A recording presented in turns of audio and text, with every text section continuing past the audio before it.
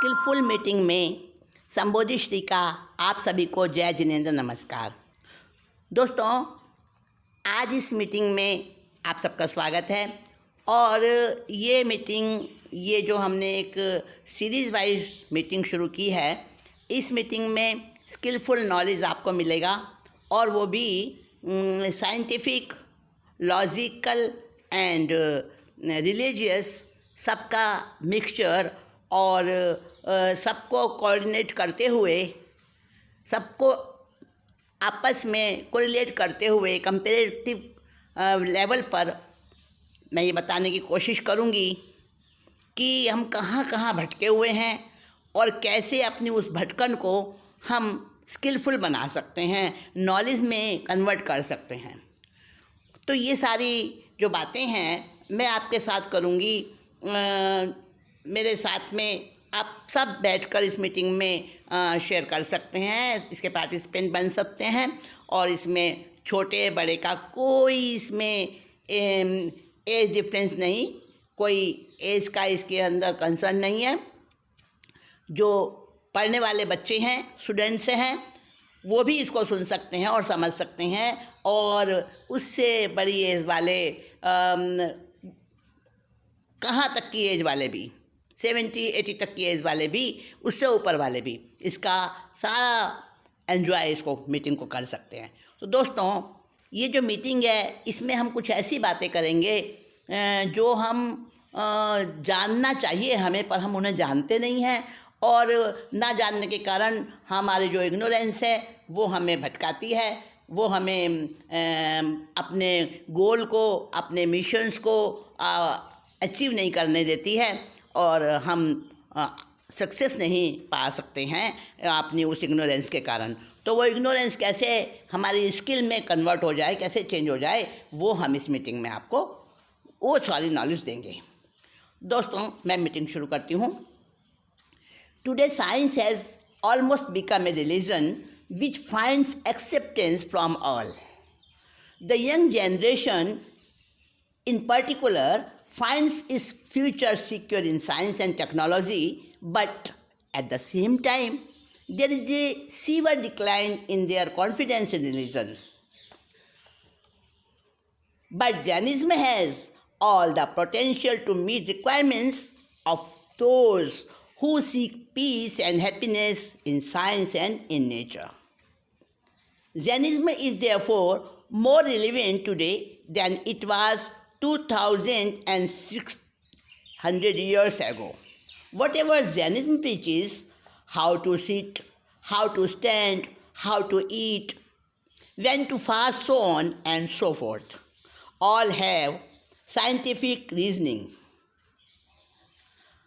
मैं आपको इस मीटिंग में ये बताऊंगी कि आज साइंस के ऊपर इतना विश्वास कर रहे हैं सब कि साइंस एक रिलीजन बन गया है, almost become a religion science, क्योंकि सब लोग उसको एक्सेप्ट करते हैं और सबसे स्वीकृति पाया हुआ वो विज्ञान आज नई जनरेशन के लिए, यंग जनरेशन के लिए तो एक ऐसा बन चुका है कि वो यंग जनरेशन उसी में अपना फ्यूचर सुरक्षित पाती है और यही समझती है कि टेक्नोलॉजी और साइंस ही सब कुछ है। और इसके साथ साथ धर्म से और जो पुरानी अनुभव की बातें हैं उससे वो आज की जो यंग जनरेशन है वो पीछे हटती जा रही है, उसमें उसको कोई कॉन्फिडेंस नहीं, कोई फेथ नहीं। लेकिन जो रिलीजियस टॉक्स हमको स्किल से जोड़ती हैं, हमारे क्वेश्चंस को उनको समाधान देती हैं, हमारे प्रश्नों को, हमारी जिज्ञासाओं को, वो रिलीजन नाम है। लेकिन वास्तव में वो रिलीजन क्या है? वो साइंस ही है। ऐसा कौन सा रिलीजन है आज के ज़माने में? जैनिज़्म। एक ऐसा सोर्स है जो कि आज यंग जनरेशन के दिमाग में उठने वाले सारे सवालों का जवाब देता है। यंग जनरेशन जो आज भटकी हुई है, अशांत है और वो चाहती है कि उसको समाधान मिले, खुशी मिले, स्पिरिचुअलिटी उसको प्राप्त हो है, और वो मिलती नहीं है कहीं से। यंग जनरेशन जिधर जिधर अंधी होकर भाग रही है, उसका कोई एक उद्देश्य नहीं है, और वो उद्देश्य देता है हमारा जैनिज़्म। तो जैनिज़्म जब भगवान महावीर के समय था 2600 साल पहले, उससे भी बढ़कर आज वो रिलेवेंट है, आज उसकी ज़्यादा ज़रूरत है। क्यों? क्योंकि उस वक्त ये साइंस नहीं था, आजकल वाला साइंस। हाँ, और साइंस ने बहुत सारी चीज़ें बहुत हमारे लिए इजी बनाई हैं, समझने के लिए, करने के लिए, बहुत चीज़ों को उसने अच्छा बना दिया है। लेकिन उसके साथ साथ साइंस की वजह से और साइंस की नॉलेज को ठीक से ना समझने की वजह से, ये कहूँगी मैं, साइंस का उसमें कोई दोष नहीं है, क्योंकि साइंस का मतलब क्या होता है? साइंस को हिंदी में कहते हैं विज्ञान, यानी विशेष ज्ञान। वि और ज्ञान, इसका मतलब होगा विशिष्ट ज्ञान। जो ज्ञान बहुत डीप हो जाए, बहुत ज़्यादा गहराई से हमको हर चीज़ का समाधान दे, दैट इज़ विज्ञान, वो साइंस है। तो हमने साइंस का मतलब क्या समझ लिया? फिजिक्स, केमिस्ट्री, बायोलॉजी और उसकी कुछ ब्रांचेस, बस इनको हमने साइंस मान लिया और उस पर हम अंधे की तरह से विश्वास करते जा रहे हैं, चलते जा रहे हैं उसके पीछे। पर हमें ये भी सोचना होगा कि जो जीवन है, जो हमारा लाइफ है, और लाइफ के साथ साथ जो हमारी रिक्वायरमेंट्स हैं, उनको साइंस कहाँ तक देखता है, कहाँ तक उनको फुलफ़िल करता है। जो हमारी मन में उठने वाली जिज्ञासाएं हैं, उनको साइंस कैसे सॉल्यूशन देता है? नहीं ना। बहुत सारी चीज़ें हैं जो कि जैनिज़्म हमको सॉल्यूशन देता है। तो जैनिज़्म और टुडे साइंस दोनों को हम आपस में अगर ऐड कर दें, कंबाइन कर दें, दोनों को कोरिलेट कर दें, तो हमें समाधान मिल सकता है। और वही मैं इस मीटिंग में करूँगी, कोशिश करूँगी कि हमें वो समाधान मिल सके। दोस्तों, जैनिज़्म है क्या, मैं आपको बता दूँ। जैनिज़्म कोई धर्म नहीं है। जैनिज़्म तो केवल ये बताता है कैसे बैठें, कैसे खड़े हों, कैसे चलें, कैसे खाएं, कैसे रहें, कैसे सोचें, कैसे जिएं, how to sit, how to stand, how to eat, how to fast and so on and so forth. कब हम खाएं, कब ना खाएं, कब चलें, कब बोलें, कैसे बोलें, कितना बोलें, कब क्या खाएं, कैसा खाएं, कितना खाएं, क्यों खाएं, सारे सवालों का जवाब देता है science. However, questions and doubts are raised about the authenticity of the scientific base of Jainism, और हमारे जैनिज़्म के ऊपर, इसके साइंटिफिक बेस के ऊपर बहुत सारे, इसकी अथेंटिसिटी के ऊपर बहुत सारे क्वेश्चंस उठने स्वाभाविक हैं, उठते हैं, बहुत सारी शंकाएं होती हैं। जब कोई इसको सुनता है, समझता है, किसी मॉन्क से या किसी नन से उसके बारे में सुनता है, तो उसको बहुत सारी डाउट्स होते हैं, और वो डाउट्स जो है ना, उसको गलत ढंग से पब्लिक प्लेटफॉर्म पर उसको ऐसा जाल में फंसा देती हैं कि उसका इम्प्रेशन जो है ना धर्म पर से हट जाता है। पर वो हमारी गलत समझ के कारण होता है। जब हमें सही समझ आ जाए तो वही सॉल्यूशन बन जाता है, वही हमारे जो डाउट्स हैं वो हमारे लिए एक आंसर बन जाते हैं। तो इसलिए हमें ठीक से समझना है हर चीज़ को, और वो हम इस मीटिंग में करेंगे। तो है क्या जैनिज़्म?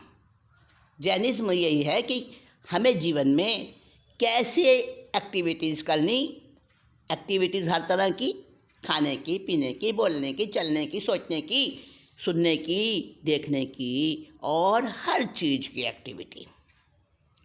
जब हमारी एक्टिविटीज़ राइट होंगी, टू द पॉइंट होंगी, सही तरीके की होंगी, हमारी नॉलेज भी वैसी ही होगी।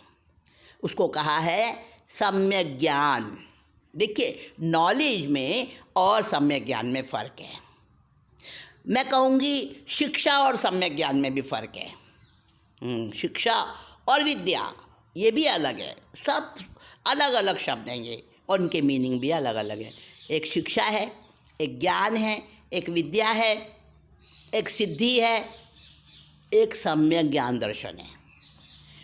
तो सम्यक ज्ञान दर्शन में सारी शिक्षा, सारी विद्या, सारी सिद्धियाँ, सारा ज्ञान सब इसमें समा जाता है सम्यक ज्ञान में, जिसको जैन दर्शन में कहा है राइट नॉलेज, राइट बिलीफ। समझ गए? Rights knowledge and rights belief. क्या होता है ये राइटस नॉलेज, राइटस बिलीफ? इसको हम ऐसे समझें कि हमने देखा सामने हमारे कुछ पड़ा है, वो चमक रहा है। अब वो चमकने वाली चीज़ कांच भी हो सकती है और हीरा भी हो सकती है। हम दूर खड़े हैं, हमने अभी उसको हाथ में उठा कर देखा नहीं है, बस दूर से उसकी चमक दिखाई दे रही है, बहुत बहुत ब्राइटनेस है। अब उसके अंदर हमारे मन में क्या क्या उठता है उसको देखकर? बहुत सी बातें उठेंगी, है ना, कि भाई उसको हीरा होगा, हम उसको उठा लें और उसके बड़े पैसे मिलेंगे, बहुत कीमती होगा, दूसरा ना आ जाए, किसी के देखने से पहले मैं उसको उठा के रख लूँ, छुपा लूँ, ये सब आएगा ना मन में। तो ये जो बातें हमारे मन में, जो भाव, जो विचार आते हैं, वो क्यों आते हैं? अच्छे या बुरे? अच्छे क्यों आते हैं और बुरे क्यों आते हैं? इन सब का आंसर है जैनिज्म के पास। और वो जो विचार आते हैं वो हमारे को कैसा प्रभावित करते हैं? अच्छी तरफ प्रभावित करते हैं, बुरी तरफ प्रभावित करते हैं। कभी कभी बुरे विचार भी एकदम से अच्छे विचार बन जाते हैं, तुरंत चेंज हो जाते हैं। देखिए, उदाहरण है, मैं आपको बताती हूँ। अंगुलीमाल का नाम सुना होगा आपने? हाँ, वो डाकू था, मारता था, लोगों को काटता था, हत्याएं करता था और उनकी अंगुलियों की माला बना के गले में पहनता था। इतना क्रूर था। और जैसे ही उसने महात्मा को देखा, महात्मा को देखकर तुरंत उसके मन में कैसा विरोधी विचार आया, कैसा एकदम कन्वर्ट हो गया, वो मॉन्क बन गया, हाँ, सन्यासी बन गया। कैसे हो जाता है ये? किस प्रकार होता है? अंदर में कौन है वो सब कुछ चेंज करने वाला? और संसार में जो वस्तुएं हमें दिखती हैं, जो ज्ञान हमें संसार में मिलता है ना, कहाँ से मिलता है ज्ञान? अब छोटा बच्चा जब जन्म लेता है ना, तो उसको कुछ भी नहीं पता होता। उसको फिर जैसे जैसे वो बड़ा होता है, माँ को पहचानता है, पिता को पहचानता है, भाई बहनों को, परिवार वालों को, फिर धीरे धीरे और बड़ा होता है, उसको कहते हैं नहीं ये चीज़ गंदी है, नहीं धूल में हाथ नहीं देना, गंदा है ये। गंदे और अच्छे की पहचान होती है उसको, अच्छे बुरे की पहचान होती है उसको। फिर और बड़ा होता है, फिर उसको पहचान होती है, समझ आती है कब कहाँ क्या करना, क्या नहीं करना। तो धीरे धीरे उसकी ये समझ बढ़ती जाती है। तो ये सारी समझ, ये सारी नॉलेज, उसके अंदर जो कलेक्शन होता है नॉलेज का, जैसे जैसे वो बड़ा होता है, फिर पढ़ने जाता है, फिर दोस्त बनते हैं, बहुत कुछ होता है। तो वो जो जैसे जैसे उसका कलेक्शन बढ़ता जाता है, उसका फील्ड बड़ा होता जाता है, तो ये सब नॉलेज कहाँ से मिलती है उसको? हाँ, नॉलेज देने वाली हमारे पास 5 सोर्सेज हैं, 5 सोर्स हैं हमारे पास नॉलेज के। क्या क्या? हमारे कान, जिसको जो सुनते हैं कान, और सुनने के साथ में वो हमें नॉलेज देते हैं। किसी ने कहा अरे वहाँ पर एक फूल है बड़ा अच्छा, और वो फूल जैसे ही हमने सुना, हम उसको देखने के लिए जाने की कोशिश करते हैं, है ना। और कहीं हमने कोई अच्छी चीज़ देखी, उसका रंग रूप उसको हमें बड़ा पसंद आया। ये नॉलेज किसने दी? वो अच्छी है चीज़ या वो चीज़ खराब है? किसने दी ये नॉलेज? आँख ने दी। तो कान, आँख, नाक और हमारी ये जीभ जो हमें टेस्ट करके बताती है, ये स्वाद अच्छा है, ये स्वाद बुरा है, ये तो बड़ी अच्छी टेस्टी डिश है, नहीं ये मुझे पसंद नहीं है, अच्छी नहीं लगी मुझे। तो ये सब नॉलेज, हमें टेस्ट करने की नॉलेज हमारी जीभ देती है, मुंह से मिलती है नॉलेज, और छूकर हमें ज्ञान प्राप्त होता है, ठंडा है कि गर्म है कि कठोर है कि कोमल है, और कैसा ये खुरदरा है कि कैसा है। तो ये सारी नॉलेज हमें किससे मिलती है? श्रोतेंद्रिय यानी कान, चक्षु इंद्रिय यानी आँख, घ्राण इंद्रिय यानी कि नाक, जो हमें स्मेल बताती है, अच्छी सुगंध है बुरी सुगंध है, वो बताती है नाक, घ्राण इंद्रिय। फिर है रसना इंद्रिय, जीभ, रसना, जो हमें बताती है टेस्ट करके, नॉलेज देती है। और फिर स्पर्श इंद्रिय, जो हमें छू कर टच करके बताती है कि कहाँ कैसा है। इसके साथ साथ मन और बुद्धि उसके साथ में जुड़े हुए हैं। वो मन विचार करता है, थिंकिंग, और उसमें सॉर्टिंग, रीजनिंग, सब कुछ मन करता है। और बुद्धि उसको लेवल पे, अच्छे और बुरे लेवल पर घुमाकर हमको उसका डिसीजन देती है। तो ये सब कुछ हमारे को हमारे इन इंद्रियों से पता चलता है, इंद्रियों से नॉलेज मिलती है। तो जो इंद्रियों से जो नॉलेज मिलती है और उसका जो कलेक्शन होता है, वो सब कुछ किसके बेसिस पर होता है? हमारी कॉन्शियसनेस के बेसिस पर होता है। उसको कहते हैं चेतना, कॉन्शियसनेस, अवेयरनेस। और वो चेतना सब में होती है। चाहे कोई छोटे से छोटा कीड़ा मकोड़ा होता है, उसमें भी अवेयरनेस होती है।